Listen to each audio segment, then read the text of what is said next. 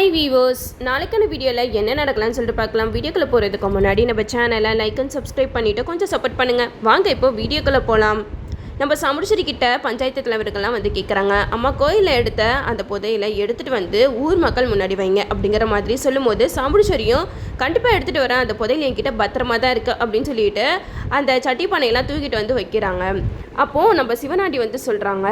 ஏப்பா சட்டிப்பானையை தூக்கிட்டு வந்து வச்சா அதுக்குள்ளே உண்மையாக புதையல் தான் இருக்கா அப்படிங்கிறது நம்மளுக்கு எப்படி தெரியும் அப்படிங்கிற மாதிரி சொல்ல இதை கேட்ட பஞ்சாயத்து தலைவர் சொல்கிறாங்க, ஆமாம் அவர் சொல்கிறதும் கரெக்டு தான், அந்த பானையில் என்ன தான் இருக்குன்னு சொல்லிட்டு கீழே கொட்டி பார்ப்போம் அப்படிங்கிற மாதிரி சொல்கிறாங்க. இதை கேட்ட ரெண்டு பேரும் அந்த பானையை திறந்து அதுலேருந்து என்ன இருக்குன்னு பார்க்கலாம் அப்படின்னு சொல்லிட்டு கொட்டுறாங்க. அப்போது கல்லாக வருது. அந்த கல்லை பார்த்ததுமே சாமுடிச்சேரி எல்லாருமே ஷாக் ஆகி நிற்கிறாங்க.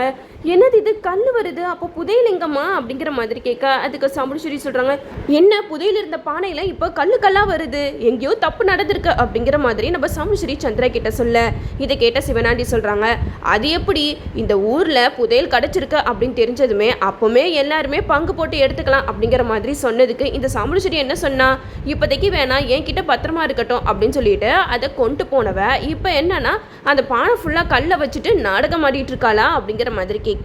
இதை கேட்ட சாமுடிச்சேரி சொல்கிறாங்க, இங்கே பாருங்க அதில் ஃபுல்லாக புதையல் தான் இருந்துச்சு, இப்போ எப்படி கல்லாச்சுன்னு எனக்கு தெரியல, இதுக்கு பின்னாடி ஏதோ ஒரு சதி நடந்திருக்கு அப்படிங்கிற மாதிரி நம்ம சாமுடிச்சேரி சொல்ல இதை கேட்ட பஞ்சாயத்து தலைவர்கள்லாம் சாமுடிச்சேரி கிட்ட சொல்கிறாங்க, அது எப்படிம்மா உங்களை நம்பிதானமா நாங்கள் புதையல் பண்ணையை கொடுத்தோம், நீங்கள் ரொம்ப பத்திரமா வச்சிருக்க கூடாதா, இப்போ என்ன பண்ணுறது அப்படிங்கிற மாதிரி கேட்கும்போது சிவனாடி சொல்கிறாங்க, இங்கே பாருங்கய்யா இது எல்லாமே சாமுடிச்சேரியோட திட்டம் தான், சாமுடிச்சேரிக்கு அந்த புதையலை பார்த்ததுமே ஆசை வந்துருச்சு, அதனால தான் எல்லாத்தையுமே சுருட்டிட்டு இப்போ கல்லை வச்சு நம்மள எல்லாத்தையும் ஏமாத்திக்கிட்டு இருக்கா அப்படிங்கிற மாதிரி சொல்ல இதை கேட்ட பாதி பேர் வந்து சிவனாண்டிக்கு சப்போர்ட் பண்ணுறாங்க. ஒருவேளை சிவனாண்டி சொல்கிறது உண்மையாக இருக்குமா, எல்லாருமே நகையை பார்த்தா ஆசைப்படுவாங்க தான், ஒருவேளை சாமுடிச்சேரி அம்மாவுக்கு அந்த நகையெல்லாம் பார்த்ததுமே இது எல்லாத்தையுமே நம்மளே அனுபவிக்கணும் அப்படிங்கிற எண்ணம் வந்துருச்சோ என்னமோ அப்படிங்கிற மாதிரி பேச இதெல்லாம் கேட்ட சாமுடிச்சேரி சொல்கிறாங்க, கொஞ்சம் எல்லாரும் நிறுத்துங்க, நீங்கள் சொல்கிற மாதிரி அந்த புதையலை நானே அனுபவிக்கணும் அப்படின்னு நான் நினச்சிருந்தேன்னா நான் எதுக்காக இந்த புதையல் கிடச்சதுமே நான் போலீஸ்க்கு இன்ஃபார்ம் பண்ணேன், ஏன்னா இது நம்மளுக்கு சேர வேண்டியது கிடையவே கிடையாது, பூமியிலேருந்து வந்த எல்லாமே கவர்மெண்ட்டுக்கு தான் சொந்தம், அதுக்காக தான் நான் வந்து இன்ஃபார்ம் பண்ணேன், இல்லைனா நான் ஏன் இன்ஃபார்ம் பண்ணியிருக்க போகிறேன் அப்படிங்கிற மாதிரி சொல்ல இது கேட்டால் அந்த அதிகாரிகளும் சொல்கிறாங்க, ஆமாம் இவங்க சொல்கிறது கரெக்டு தானே, இவங்க ஃபஸ்ட்டே எங்களுக்கு புதையல் கிடச்சிருக்குன்னு சொல்லிட்டு இன்ஃபார்ம் பண்ணிட்டாங்க, அப்புறம் எப்படி இவங்க திருடி இருக்க முடியும் அப்படிங்கிற மாதிரி சொல்ல இது கேட்டால் சந்திரா சொல்கிறாங்க, அக்கா இது எல்லாமே டிரைவரோட பிளான் தான், அவன் தான் நேற்று நைட்டு நம்ம எல்லாருமே ஹாஸ்பிட்டலில் இருக்கும்போது அவன் மட்டும் மிஸ்ஸிங், நான் கூட உன்கிட்ட சொன்ன ஞாபகம் இருக்கா, என்ன உன் டிரைவர் மாப்பிள்ளை காணா அப்படின்னு கேட்டேனே, நீ கூட சொன்ன ஏதாவது வேலையாக போய் பாரு அப்படிங்கிற மாதிரி சொன்னேன், எனக்கு என்னமோ அவன் அந்த நேரம் நம்ம வீட்டுக்கு போயிட்டு புதையலெல்லாம் எடுத்துட்டு கல்லை வச்சிருப்பான்னு தோணுது அப்படிங்கிற மாதிரி நம்ம சந்திரா வந்து சாமுடிச்சேரி கிட்ட சொல்ல இதை கேட்டதுமே நம்ம சாமுடிச்சேரிக்கு கார்த்தி மேலே கோவம் திரும்புது. இந்த சைடு நம்ம சாமுடிச்சேரி வந்து எல்லாருக்கிட்டே சொல்கிறாங்க, இங்கே பாருங்கள் இந்த புதையல் வந்து என்னோட பொறுப்பில் தானே எங்கள் வீட்டில் இருந்துச்சு, 2 நாள் டைம் கொடுங்க, அதுக்குள்ளே நான் எப்படியாவது இந்த புதையல் எங்கே இருக்குன்னு தேடி கண்டுபிடிச்சி கொடுத்துட்றேன் அப்படிங்கிற மாதிரி சொல்ல இதை கேட்ட சந்திரா சிவனாண்டி முத்துவேலாம் சிரிக்க ஆரம்பிச்சிடுறாங்க, உன்னால் எங்கே தேடினாலும் அந்த புதையலை கண்டுபிடிக்க முடியாது அப்படிங்கிற மாதிரி அவங்க மனசில் நினச்சிக்கிட்டு இருக்காங்க. இந்த சைடு நம்ம கார்த்தி வந்து சாமுடிச்சேரிக்கு சப்போர்ட் பண்ணி பேசுகிறாங்க, இங்கே பாருங்கள் இந்த ஊரில் எவ்வளவோ பிரச்சனை நடந்திருக்கு, நீங்கள் எங்களுக்கு 1 வாரம் டைம் கொடுத்தீங்க, 2 நாள் டைம் கொடுத்தீங்க, அதுக்குள்ளே நாங்கள் உண்மையை நிரூபிச்சிருக்கோம், அதே மாதிரி தான் இப்பயும் கண்டிப்பாக அந்த புதையலை உங்ககிட்ட கொண்டு வந்து சேர்க்கறது எங்களோட பொறுப்பு அப்படிங்கிற மாதிரி சொல்லிடுறாங்க. அப்போ சந்திரா வந்து சாமுடிச்சேரி கிட்ட சொல்கிறாங்க, பாத்தியக்கா உன்னை எல்லாரும் முன்னாடியும் அசிங்கப்படுத்திட்டு இப்போ என்னன்னா அவன் நல்லவன் மாதிரி நடிச்சுக்கிட்டு இருக்கான், சரியான ஆளு தான்க்கா இவன் அப்படிங்கிற மாதிரி சொல்ல அதுக்கு சாமுடிச்சேரி சொல்கிறாங்க, வீட்டுக்கு போய் அவனை பார்த்துக்கலாம் அப்படின்னு சொல்லிட்டு ஊர் மக்கள் கிட்டலாம் சொல்லிடுறாங்க, எனக்கு 2 நாள் டைம் கொடுங்க, அதுக்குள்ளே நான் இந்த புதையலை கொண்டு வந்து சேர்த்துட்றேன் அப்படிங்கிற மாதிரி வாக்கு கொடுத்துட்டு வீட்டுக்கு வந்துடுறாங்க. அப்போ ராஜராஜன் சாமுடிச்சேரி கிட்ட கேட்குறாங்க, என்ன ஈஸ்வரி அந்த புதையலை ஒப்படைச்சிட்டியா அப்படிங்கிற மாதிரி கேட்க அதுக்கு சாமுடிச்சேரி சொல்கிறாங்க, புதையல் இருந்தால் தானே ஒப்படைக்கிறதுக்கு எல்லாமே கல்லாக இருக்குது அப்படிங்கிற மாதிரி சொல்ல இது கிட்ட ராஜராஜனுக்கு தூக்கி வாரி போட்டுருச்சு, என்ன ஈஸ்வரி சொல்கிற, அது எப்படி நம்ம வீட்டில் இருந்த புதையல் கல்லாக மாறி இருக்கும் அப்படிங்கிற மாதிரி சொல்ல இதை கேட்டால் நம்ம சந்திரா வந்து சொல்கிறாங்க,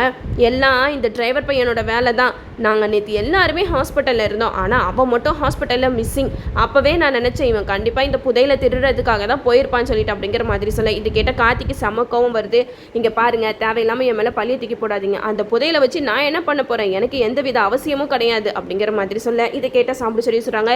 நிறுத்து, என்னைய பழி வாங்கிட்டல, என்னை ஊர் மக்கள் முன்னாடி தலகுனியை வைக்கணும் தானே என்னை அவமானப்படுத்தியிருக்கா அப்படிங்கிற மாதிரி சொல்ல இதை கேட்ட கார்த்தி சொல்கிறாங்க, இங்கே பாருங்க நான் அந்த மாதிரிலாம் என்றைக்குமே நினச்சது கிடையாது, உங்களுக்கு உங்களுக்கு ஒரு பிரச்சனை வரும்போது உங்களை அதுலேருந்து தான் நான் காப்பாற்றிருக்கேனே தவிர நீங்கள் அசிங்கப்பட்டு நிற்கணும்னு நான் என்றைக்குமே நினச்சதில்லை அப்படிங்கிற மாதிரி கார்த்தி சொல்கிறாங்க. அப்போ சந்திரா சொல்கிறாங்க, போதும்டா நீ நடித்தது, இதுக்கப்புறம் உன்னோட நடிப்பை கேட்குறதுக்கெலாம் நாங்கள் தயாராக இல்லை அப்படிங்கிற மாதிரி சொல்ல இதை கேட்ட ரேவதிக்கு செம கோவம் வருது. சித்தி, நேற்றே இவர் என்கிட்ட சொன்னார்,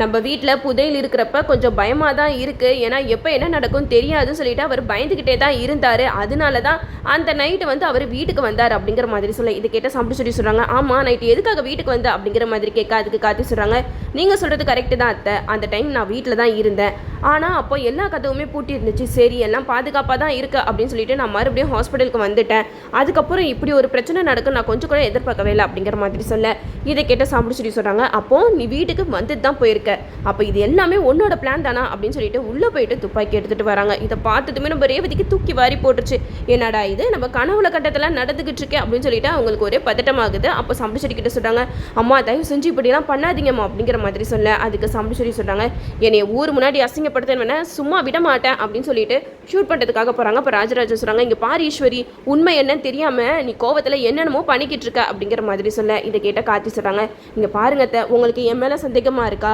அதை நான் நிரூபிக்கிறதுக்கு இந்த வீட்டில் சிசிடிவி கேமரா வச்சுருக்கோம்ல, அதை செக் பண்ணால் போதும், கண்டிப்பாக இதுக்கு பின்னாடி யார் இருக்காங்கன்றதை நம்ம கண்டுபிடிக்கலாம் அப்படிங்கிற மாதிரி நம்ம சிசிடிவி கேமராவை செக் பண்ணுவோம் அப்படின்னு சொல்லிட்டு எல்லாருமே சிசிடிவி கேமரா ஆப்ரேட் பண்ணுற ரூமுக்கு போகிறாங்க. அங்கே போனால் அந்த சிசிடிவி கேமரா அந்த டைமில் மட்டும் ஆஃப் ஆகிருக்கு. இதை பார்த்ததுமே கார்த்திக்கு பயங்கர ஷாக்கு. அப்போது இது பக்காவாக யாரோ பிளான் பண்ணி தான் இந்த மாதிரி பண்ணியிருக்காங்க, திருட வந்தவங்க முன்னாடியே இந்த சிசிடிவி கேமராவெல்லாம் ஆஃப் பண்ணி தான் திருடியிருக்காங்க அப்படிங்கிற மாதிரி சொல்ல இதை கேட்ட சந்திரா வந்து சொல்கிறாங்க, இது எல்லாம் தெரிஞ்சவன் யாராக இருப்பான், இந்த டிரைவர் பையன் தான், இவன் எல்லாத்தையுமே பண்ணிவிட்டு இப்போ எதுவுமே பண்ணாத மாதிரி நாடகம் ஆடிக்கிட்டு இருக்கான் அப்படின்னு சொல்லிட்டு சந்திரா வந்து சாம்பிராஜியை ஏற்றி விட்டுக்கிட்டே இருக்காங்க. அப்போ சாம்பிராஜி சொல்கிறாங்க, இங்கே பாரு, என்ன நடந்தாலும் சரி எனக்கு இந்த 2 நாளில் பஞ்சாயத்தில் நான் அந்த புதையில ஒப்படைச்சே ஆகணும் அப்படிங்கிற மாதிரி சொல்ல அதுக்கு கார்த்தி சொல்கிறாங்க, சரி அத்தை, உங்களுக்கு என் மேலே தானே சந்தேகமாக இருக்குது, அதை நானே நிரூபித்து காட்டுறேன், என் மேலே எந்த தப்பும் இல்லைன்னு சொல்லிட்டு கண்டிப்பாக அந்த புதையில கண்டுபிடிச்சிட்டு வந்து உங்கள் கண்ணு முன்னாடியே வைப்பேன் அப்படிங்கிற மாதிரி சொல்ல இதை கேட்ட சந்திரா சொல்கிறாங்க, அதையும் பார்ப்போம்,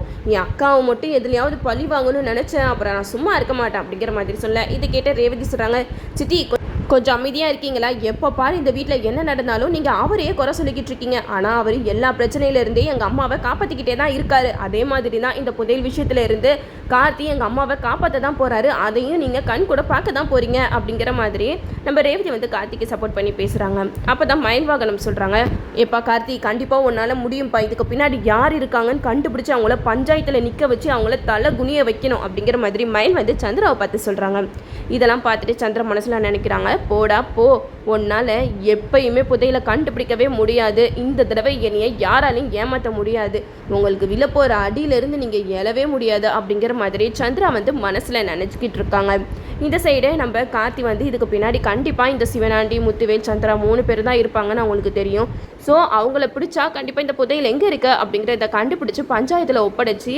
அத்தை மேலே விழுந்திருக்க பணியிலேருந்து அவங்கள காப்பாற்றலாம் அப்படின்னு சொல்லிட்டு கார்த்தி வந்து முடிவெடுக்கிறாருன்னே சொல்லலாம். இதுக்கப்புறமாவது நம்ம சந்திராவோட சுயரூபம் நம்ம சாம்பிராஜிக்கு தெரிய வருமா, அப்படி இல்லைன்னா நம்ம சாம்பிராஜி வந்து இந்த தடவையும் கார்த்தி தான் நம்மளை காப்பாற்றிருக்காரு அப்படின்னு சொல்லிட்டு கார்த்தியை மன்னிச்சு ஏற்றுப்பாங்களா அப்படின்னு சொல்லிட்டு நம்மளும் வெயிட் பண்ணி பார்ப்போம். அது மட்டும் இல்லாமல் இந்த தடவை நம்ம சந்திரா கையும் கல்லுமா மாட்ட போகிறாங்கன்னு தான் எனக்கு தோணுது. ஏன்னா புதையல் வந்து பெரிய விஷயம், இந்த விஷயத்தில் சந்திரா தான் இன்வால்வ் ஆயிருக்காங்க அப்படின்னு சாம்பிராஜிக்கு தெரிஞ்சிச்சுன்னா கண்டிப்பாக அவங்க சும்மா இருக்க மாட்டாங்க. கூட பிறந்த தங்கச்சி தனக்கு துரோகம் பண்ணுறா அப்படின்னு தெரிஞ்சிச்சுன்னா சந்திராவை வீட்டை விட்டே துரத்துருவாங்க. சந்திரா என்ன தான் கார்த்திக்கு எதிராக பிளான் போட்டாலும் அது வந்து கார்த்திக்கு சாதகமாக தான் கடைசியில் முடியும். அதே மாதிரி தான் இந்த புதையல் விஷயமும் கார்த்திக்கு சாதகமாக முடியும் சொல்லிட்டு நம்மளும் எதிர்பார்ப்போம். ஓகே வீவர்ஸ், இந்த வீடியோ உங்களுக்கு பிடிச்சிருந்தா லைக் பண்ணுங்கள், மறக்காமல் நம்ம சேனலை சப்ஸ்கிரைப் பண்ணிடுங்க.